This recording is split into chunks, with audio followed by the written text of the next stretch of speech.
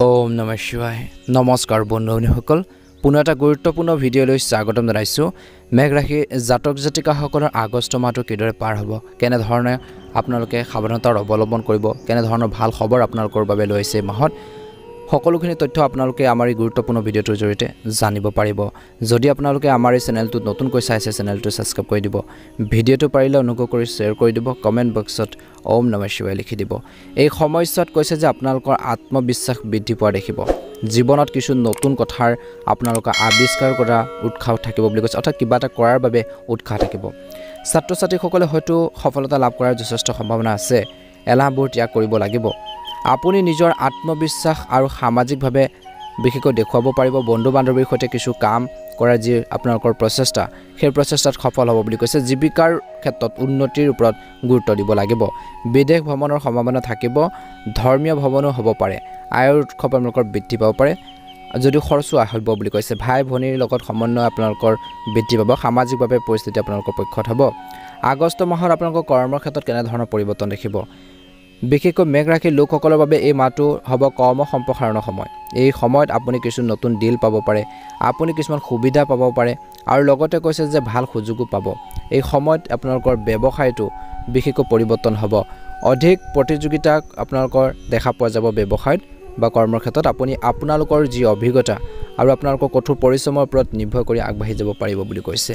কিছুমান প্ৰত্যাহ্বান আপোনালোক আহিব কিন্তু সেইবোৰৰ সৈতে মোকাবিলা কৰিব লাগিব কামৰ লগত জড়িত নতুন যাত্ৰাৰ হাতত ল'ব লাগিব বুলি কৈছে এই সময়ছোৱাত ব্যৱসায়ৰ বাবে বহিৰাজ্য বা আপোনালোকৰ দীৰ্ঘ দূৰত্বৰ ভ্ৰমণৰ সম্ভৱ বুলি কৈছে বিশেষকৈ 2024 চনৰ আগষ্ট মাহত বিশেষকৈ মেঘ ৰাশিৰ লোকসকলৰ আৰ্থিক অৱস্থা এই আগষ্ট মাহত আপোনালোকৰ কৈছে যে আপোনালোকৰ লাভৰ ঘৰত ৰাশিৰ প্ৰভুৰ উপস্থিতিয়ে বিশেষকৈ উপাৰ্জনৰ উৎস বৃদ্ধি কৰাৰ সুযোগ দিব কিন্তু একে সময়তে আপোনালোকৰ খৰচো বৃদ্ধি পাব ৰিস্কি বিনিয়োগে আপোনালোকক এতিয়া কিছু অসুবিধা দিব পাৰে এই মাহত এই খৰচৰ পৰা মুক্তি পাবলৈ বিশেষকৈ কৈছে যে এই মাহত আপুনি আপোনালোকৰ কঠোৰ পৰিশ্ৰম বৃদ্ধি কৰিব লাগিব ভাই ভনীৰ পৰা টকা উপাৰ্জনৰ কিছু সুযোগ পাব পাৰে কিবা অসুস্থতা আদিৰ বাবে আপোনালোকৰ আৰ্থিক অৱস্থা বিশেষকৈ মানসিক চাপত পৰিণত হ'ব পাৰে হঠাৎ আপোনালোকৰ আৰ্থিক লাভো পাব পাৰে আপোনালোকৰ ঘনিষ্ঠ কোনোবাই আপোনালোকৰ আৰ্থিক বিষয়ত সহায় কৰিবলৈ আগবাঢ়ি আহিব পাৰে বুলি কৈছে সেই সময়খিনিত আপোনালোকে প্ৰাউড ফিল কৰিব নিজকে আপোনালোকে সাহসী আপোনালোকে সিদ্ধান্ত ল'ব পাৰিব বা আগবাঢ়ি যাব পাৰিব বুলি কৈছে বন্ধুসকল এই মাহত মেঘ ৰাশিৰ লোকসকলৰ বাবে কিছুমান কামত বিশেষ অগ্ৰগতি যথেষ্ট দেখা পোৱা গৈছে আপুনি আপোনালোকৰ অত্যধিক বৃদ্ধি পোৱা খৰচ অৰ্থাৎ খৰচৰ প্ৰতি আপোনালোকৰ মনোযোগ দিব লাগিব যিবোৰ অনিয়ন্ত্ৰিত হৈ পৰিব আৰু আপোনালোকৰ নিয়ন্ত্ৰণৰ বাহিৰলৈ যাব পাৰে গতিকে যি আপোনালোকৰ ওপৰত অতিৰিক্ত বোজা পেলাব পাৰে যি আপোনালোকৰ আৰ্থিক অৱস্থা জোকাৰি পেলাব পাৰে সেই আপুনি এই মাহত যিমান পাৰে আপোনালোকৰ খৰচবোৰ নিয়ন্ত্ৰণ কৰিব লাগিব সাৱধান হ'ব লাগিব দ্বিতীয় কথাটো হৈছে যে আপোনালোকৰ স্বাস্থ্যৰ প্ৰতি গুৰুত্ব দিব লাগিব এই মাহত দৈনন্দিন অনিয়মিত কাম-কাজৰ বাবে বিশেষকৈ নিজৰ ভুলৰ বলি হৈ অসুস্থ হৈ পৰিব পাৰে প্ৰথমতে কৈছিলোঁ যিহেতু নিজৰ স্বাস্থ্যৰ প্ৰতি ক্ষেত্ৰত ধ্যান ৰাখক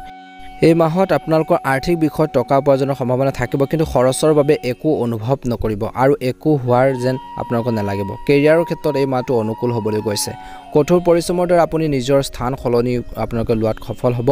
ব্যৱসায় কৰাৰ লোকসকলে ব্যৱসায়ত সফলতা লাভৰ যথেষ্ট সম্ভাৱনা দেখা পোৱা গৈছে আপুনি এনেকুৱা মানুহক লগ পাব যিয়ে আপোনালোকৰ ব্যৱসায়ত বহুত বেছি সহায় কৰিব প্ৰেমৰ সম্পৰ্কত তীব্ৰতা থাকিব আপুনি ৰোমান্টিক মুহূৰ্তত আপোনালোক উপভোগ কৰিব বৈবাহিক সম্পৰ্ক শক্তিশালী হোৱাৰ সম্ভাৱনা দেখা পোৱা গৈছে শিক্ষাৰ ক্ষেত্ৰত ছাত্ৰ ছাত্ৰীসকলে ভাল সফলতা পাব পাৰে কেতিয়াবা বিশেষকৈ আপোনালোকে পদ প্ৰদৰ্শনৰ প্ৰয়োজন হ'ব কাৰোবাৰ পাৰিবাৰিক জীৱন মধ্যমীয়া হ'বলৈ গৈছে বিশেষকৈ আপোনালোকে কৰবাত যোৱাৰ যি আপোনালোকৰ যি প্লেনিং সেই সপোন বা আপোনালোকৰ বাস্তৱত ৰূপ পাব পাৰে দৃষ্টিকোণৰ পৰা এই মাহটো অত্যন্ত শুভ দেখা পোৱা গৈছে কিছুমান অনুকূল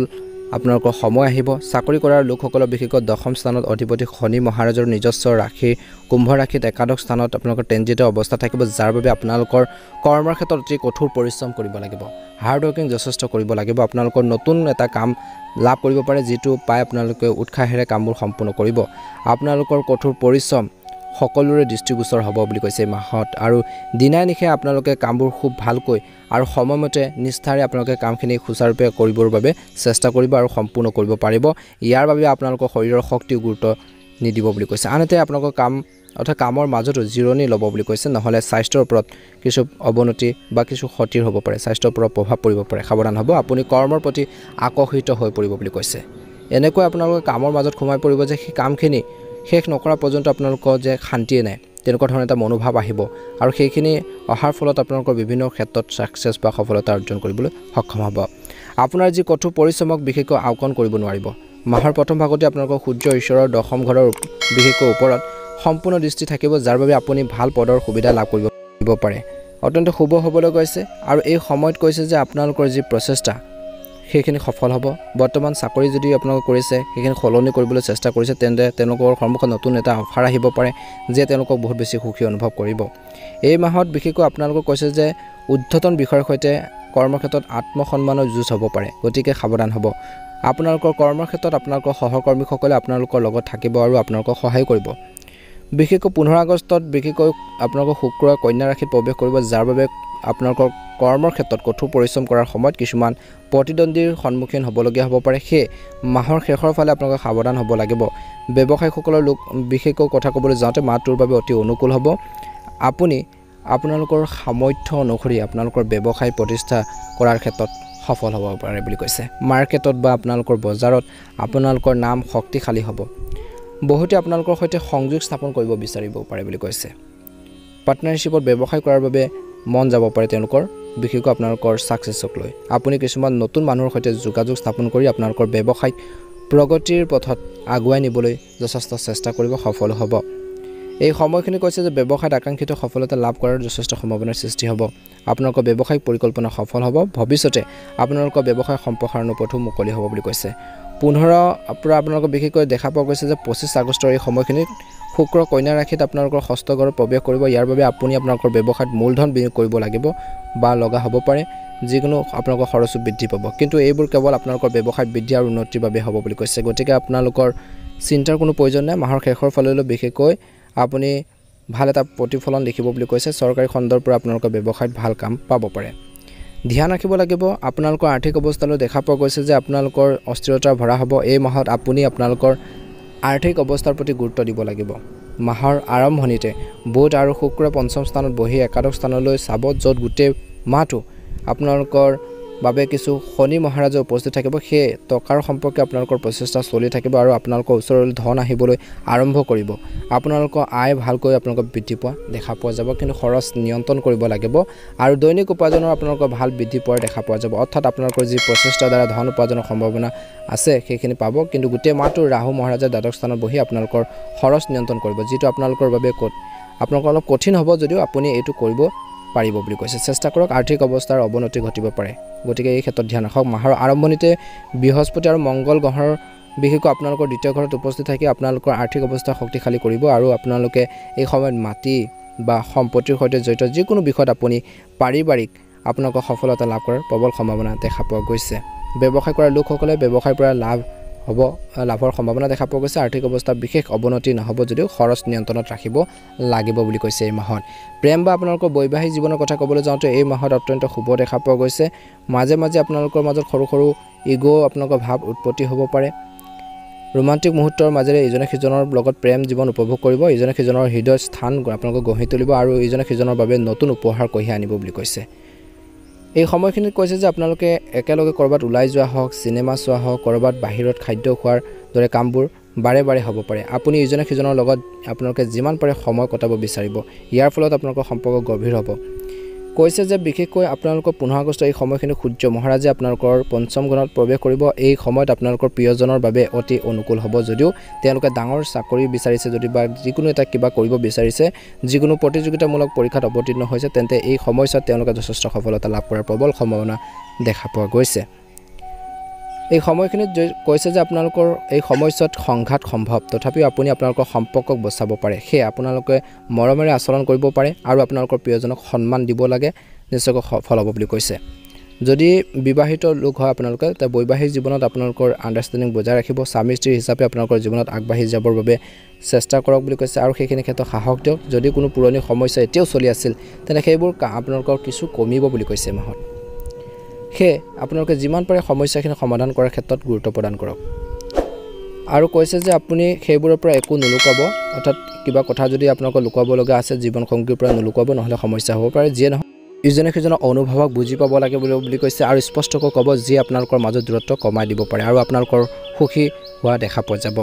এই সময়খিনি কিছুমান খৰচ আপোনালোকৰ তেওঁলোকৰ বজাৰ কৰাত খৰচ কৰিবলগীয়া হ'ব পাৰে আৰু কিছুমান তেওঁলোকৰ স্বাস্থ্যৰ বাবে খৰচ কৰিবলগীয়া হ'ব পাৰে নিজৰ জীৱন সংগীৰ স্বাস্থ্যজনিত সমস্যা তেওঁলোকক কিছু অসুবিধা দিব পাৰে ইয়াৰ ফলত আপোনালোকৰ বৈবাহিক জীৱনৰ কিছু উত্তেজনা বৃদ্ধি পাব পাৰে গতিকে এই সমস্যাত সাৱধান হোৱাটো আপোনালোকৰ বাবে ভাল হ'ব বুলি কৈছে এই মাত্ৰ পাৰিবাৰিক জীৱন মধ্যমীয়া হৈ থাকিব বুলি কৈছে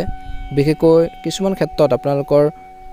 পাৰিবাৰিক জীৱনত আৰু আপোনালোকৰ পৰিয়ালৰ সুখ আপোনালোকৰ কিছু যদি কমি গৈছিল সেইখিনি বৃদ্ধি পাব পাৰস্পৰিক প্ৰেম বাঢ়িব কিন্তু দ্বিতীয় স্থানত দেৱগুৰু বৃহস্পতিৰ লগতে মংগল মহাৰাজ আপোনালোকৰ ৰখা হৈছে আৰু যিটো সময়ত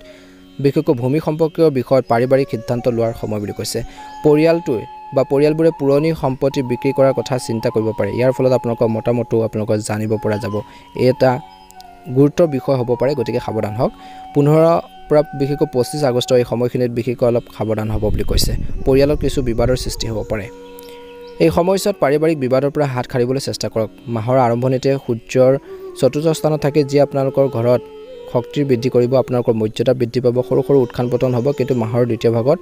বিশেষকৈ সেইখিনি নোহোৱা হৈ যাব বুলি কৈছে পাৰিবাৰিক জীৱন সুখী হৈ থাকিব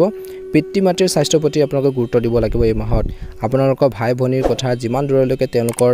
লগত থাকিব তেওঁলোকৰ পৰা সহায় লাভ কৰিব আপোনালোকৰ ভাই ভনীৰ পৰা উপযুক্ত সমৰ্থন পাব মৰমো বাঢ়িব বুলি কৈছে যদি আপোনালোকৰ ডাঙৰ ভাই ভনীৰ লগত কিবা এটা তিক্ত কঠোৰ শব্দ কোৱা হ'ব পাৰে তথাপিও তেওঁলোকে আপোনালোকৰ কোনো ক্ষতি নকৰে বুলি কৈছে বা বৰঞ্চ সেইখিনি ক্ষেত্ৰত এটা ভাল প্ৰতিফলন দেখিব